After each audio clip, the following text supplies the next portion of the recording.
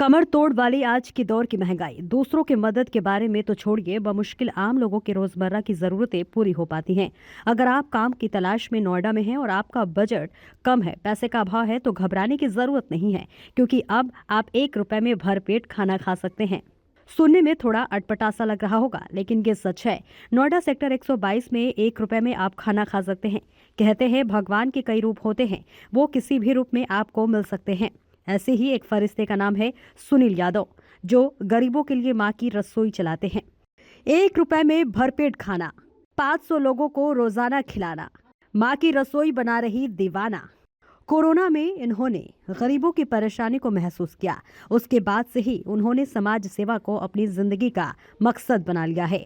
सुनील जी अब नोएडा में मां की रसोई चलाते हैं। गरीबों को 1 रुपए में भरपेट भोजन कराते हैं।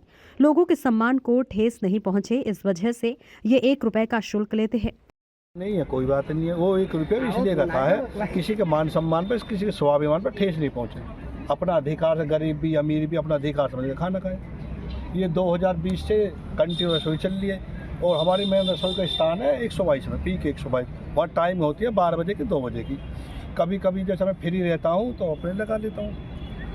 तो ये जो आपका रसोई 2020 से आप चला रहे हैं सुनील जी, जी। इस विषय में एक बड़ा मत खर्चा होता है, कुछ संसाधनों का प्रयोग होता है।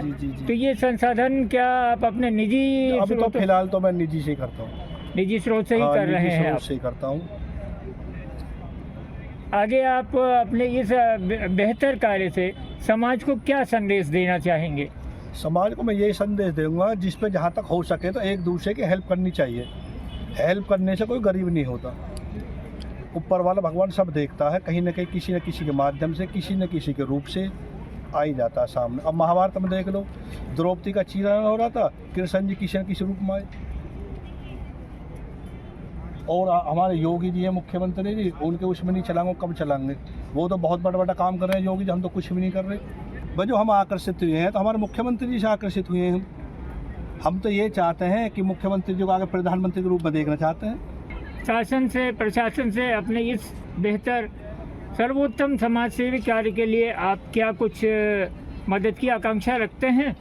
कुछ करो तो ठीक है, नहीं तो आप चली रहा जैसे चल रहा आप निरंतर चलाते रहेंगे। गरीबों को खाना खिलाना और समाज सेवा करना इन्होंने अपनी जिंदगी का मकसद बना लिया है। आलम तो यह है कि अब लोग इन्हें सुनील नहीं बल्कि माँ की रसोई के नाम से जानते हैं। 1 रुपए की थाली में ये हलवा, पूरी, सब्जी, कड़ी चावल और खीर खिलाते हैं।